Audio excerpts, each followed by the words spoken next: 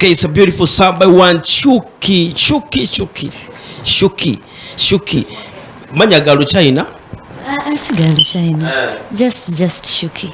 Nengo gambo te Shuki. How are you? I'm good. Odioti. You're looking okay, yeah? Thank you. Chikolo to kulabika obulunzi. Kunywa amazzi ndowooza. What? Water.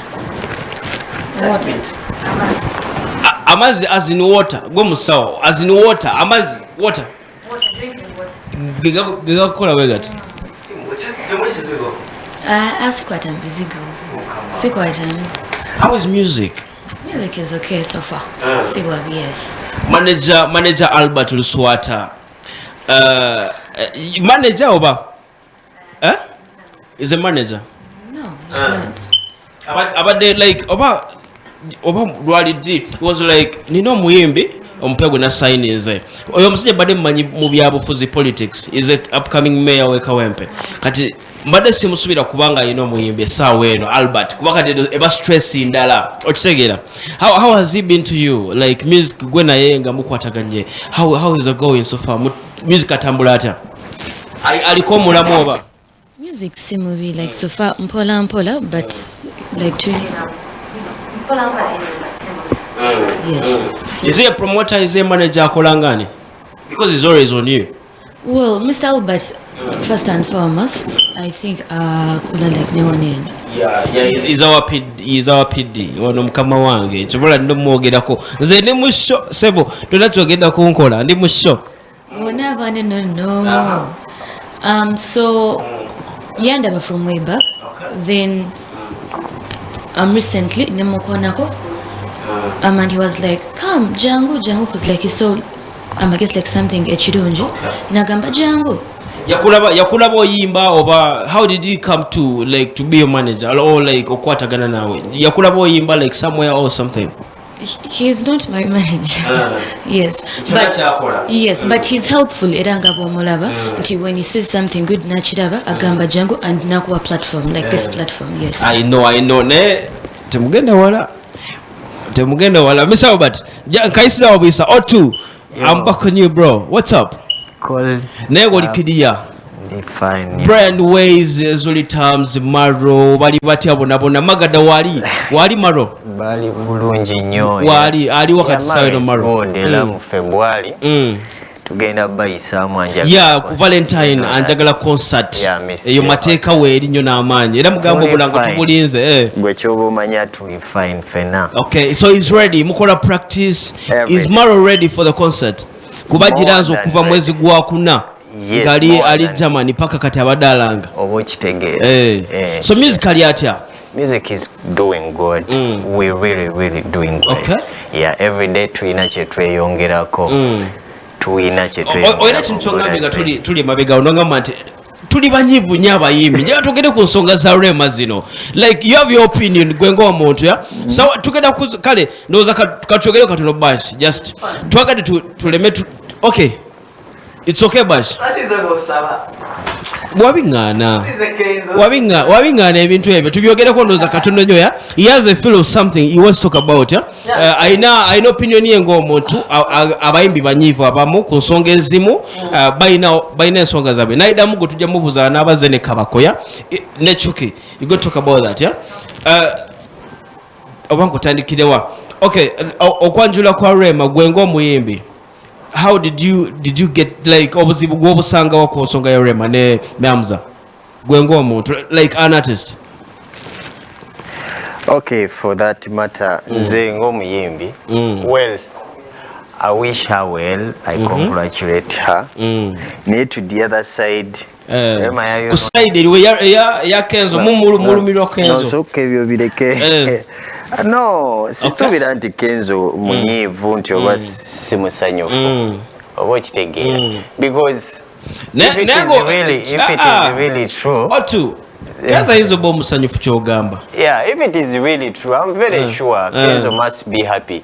Because if it is really true and these guys had departed for 2 years. Yeah, 1.5 to 2 years. That is almost let me see, 730 days. Wow, yeah. Over 100 weeks they had to talk about it. So if it didn't work out, kitegeeza balina obudde obumala obukyogerako era ne baddamu. Just wakuba bannayuganda muteekawo embeera mubakalubiriza bambi.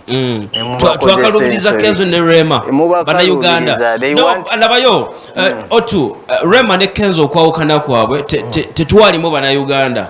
Abamu tebakimanya na kimanya. Okitegeera abamu bakabimanya this very year nenga babadde bawukanye ebbanga ddene. Okitegeera so wano munnayuganda talina wajjiramu nsonga eyo. It's between Kenzo and Rema. Actually Kenzo abakusirika tetwalitegedde what's behind.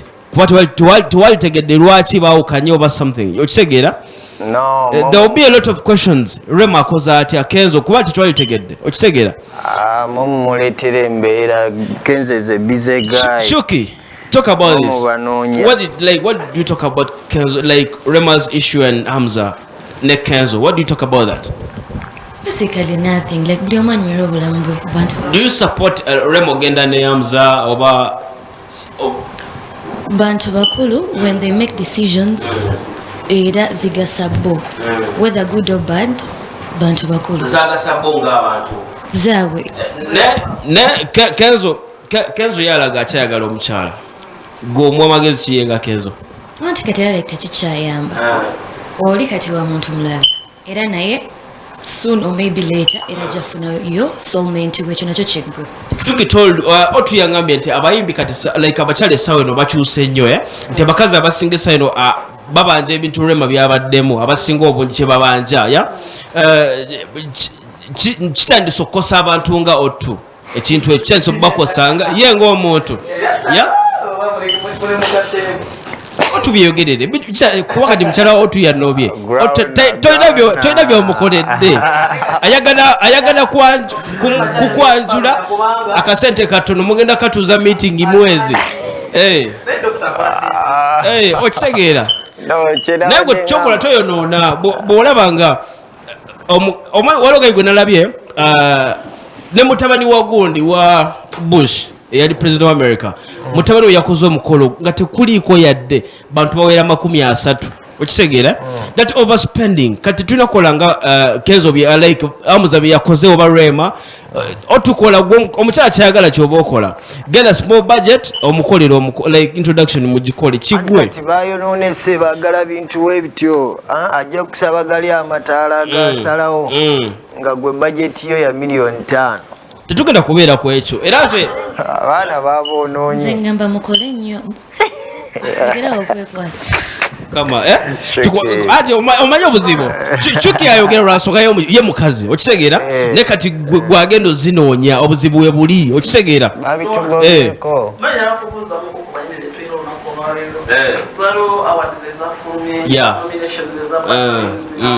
wagirabye otu nominations What you're not nominated. Teach us what you're going to what are you what is the Uganda? No. Obutabeera nominated, it does not mean that I'm not working. Anti nabayo once you don't get that recognition ngobadde okola nnyo kikosa ng'omuntu. That's why Grona is complaining. Okitegeera nze ng'omuntu me I complained byange nabimaze dda. Tukoze nnyo. Like you are an artist oyimbi okoze nyimba nyingi naye you're not nominated okitegeera naye ng'ogenda okulaba mu categories muli abantu bokoze okusinga bo okitegeera ng'okoze n'obasinga naye nga tebakola ki tolimu ne bo mwebali okitegeera Chuki so what's your take about that? Okay, to me, all you can't hide about music is good music. Okay. You can never bury it down, you know. Ojja kwesanga nga bw'osobodde okingamba nti otuokoze nnyo but you're not in those awards. You get the point. You're not in those awards. Naye ojja kwesanga nga the procedure they take when they are nominating those people is not authentic. Ojja kisanga olwokuba Growner award ozirinamu you're part of it nti olikyali wange onteekeyo even if I'm not worth it. Nga Shuki wali yakoze nnyo n'okunsinga oba okitegeera n'ogaana omuteekayo. This is where Uganda is musically. Nti we fail to recognize good work. Chenabadde ngamba wanero nti bw'oba olonda like nominations ng'ozikola olina okubeera omweru fo kitegeera. Mbuuza like on what basis do they nominate kyekisooka? Nange kinjagala okubabuuza musinziira ku kinga mulonda mukola nominations zino kyesimanyi nange. Then when we get to know on what basis they nominate, then we can say okay or no bamukoze obi omuti yes onali wathi onatali wathi. At times they sent the students bebalonda like the same guys abakola chi aba voting be nominating. I don't know oba nominations za fuluma dine ba nominating. I don't know. Yeah, wakati vile vile African teacher. No, in fact Uganda teacher alikomanga na yeye wewe most like you are and mimi chiko yagara bere kakugezenga TV chini babasaba then nomusindika ya nominating. No like ngakana musindika ya manya bashagera ndibabuza lezi Uganda out of group ugananga nomination zufu somani basinze de kuchokora chi ndogana bantu ati single nomination like our desire Uganda za abantu siza company siza chokora bantu like nga brands zize umuntu amugura kengo yo ba presenter yeno bachi wagenda okula chi wagenda zogwe tuina na yewe ruka muzibaza companies nga bachitegera nti mukwane vudeyo netegeka awards kuru nene chitegero na reso opinion ina gamba tumureta ndo tukoleche. Okay, let's play some music from O2. Yeah, O2 what I know oli musawo ye doctor. Yeah, ochali mulago oba ayisini mulago. The professional? Yeah, he's a doctor by the way. This guy is a doctor. Go about. Oyo musawo. Na komo manya otungo oli mulago. Onakuzoliwa. Kwisawo kalango baba. Wewe mu kwisawo kalango. He's a doctor by the way. Okay, we play some music by O2 then we're coming back in a bit, yeah? Kaimba chikano ketuleta O2. Okay, kaimba kankenzo premier linga bakaita Todiriza. Todiriza. It's a premiere. Todiriza new video, yeah? Zuli Terms on the audio. Yes. Okay. Kakolebwa producer wange Zuli Terms. Neka shooting wa director Baggins. Yeah, Baggins is good. Agenda yeah. Kakolera ku volume up. Okay. Yes. Already yamaro yenyini. Yes. Okay. Kale. Chuki, you have a new song also. Yeah. What's the song? Kambe bakaita Tempo. Yes. Tempo. Kakolebwa ABM. Yes, that's Kusame. Okay. Yes, naka shooting wa Bantu Pro. Okay. We premiere these videos, then we'll come back in a bit. Katuno nyo DJ Bash on the ones and twos music. Good job. Tandiliza Chuki when you yeah we play tuaka imbaka Chuki ndo waza na kwa time to get a mass, so we play this once and more. Yeah, Chuki, this is a video. It's a new one. Yes. Nga kano like you've done the video nga name Miss Albert oba Mr. Albert is not my manager. I'm not. Okay, wajide okole video no baye badde nga tanaba kojja. Eno video mpya like ya mwezi gunene like yes, tujitadde mwezi gunene. Okay. Yes. We play the video then we come back in a bit. DJ Basha, are you ready? Yes. Okay, we play the video Katonyo, we come back in a bit, yeah? Tubate O2 one time. Concert Asaininze baba. Clear vibe. Yeah? It's there. Clear vibe. Yeah. Tuina masimu ndoza if the calls are ready tujja kwata yako masimu masao. Gari ready? Gari okay? Bakaizani? Todiriza. Zuli Terms the writer. Mpulida mukikiza Zuli Terms somewhere, yeah? Of course. He's a writer, yeah? Yes. Zuli Terms. Yes, Zuli Terms ine nyimba zao nikiri zaira ko ndiko ku Maro. Nga Zuli Terms. Nyenje nga yawandika. Zuli is very talented by the way. He's very talented. Yeah. But yokwatagana Dr. Brainy ndibawandike nyimba ezinyuma naye ngo omuntu tasobola kuyimba like I don't know why. Zuli Terms is a very good writer by the way. I want to say nyimba nyingi like his song by Zuli Terms, of course. He's a producer, he's a writer. Nezimeza brand ways. Yakola Kanonefie. Yomukubaka kola ndoza. Yeah, he wrote some segments. Yeah, ezimuku like parts ezimu. Zuli Terms. Okay. Shuki, what's your chicho zako we're ending the year tugenda mu December, what chicho zako where someone can get you omutuiza mugamba ki obako obusembayo byonna tukigale? Okay. Abagala okunfuna, for example, like on social media, my YouTube channel is at Shuki Music. Yes. Then my Instagram Shuki Music, Facebook Shuki All Time Favorite. Then number 0756 02 6202 0756 02 6202. Tuzako kayimba chi. Do you have like any other song but before the end of the year? We will ready, but then akaneno kapya. So first tukanyimire tukagale. Then of course special thanks to Mr. Albert Loswata, Sawo Tinta. Yeah, Banjinyo, thank you so much. Sawo Tinta naye ali ayina chakolera. Big up on you, Sawo Tinta, wali ku Metro, yeah? Yes, and of course, thank you as well, the Fuse ABS. Thank you so much. She is Shuki akaimba wakaita tempo mukanonye buli wamuwe kali everywhere. It's there. Just kanonye magezi. Otu Oxygenous. Abantu baba kachobu sembayo kusonga zonna ya bayinza kufuna batya na buli kimu. Tuzaako ki tugenda mu December tumalako omwaka tuzaako ki Otu Christmas olwo byonna byogere tukigaleromo. Okay.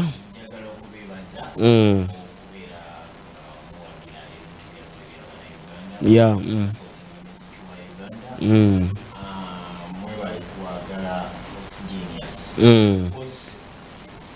Social media handles is Oxygenous. Facebook, Oxygenous. Instagram. Okay. Oxygenous.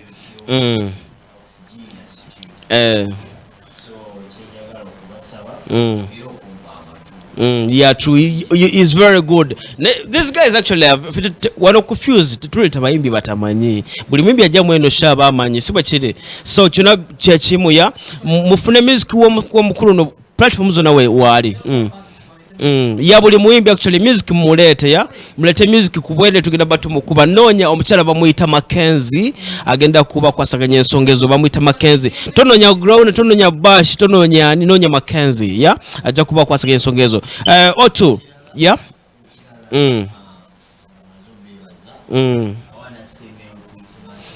mwa chogereko okisegere ekyo 14 February we tugenda yeah, Valentine's Day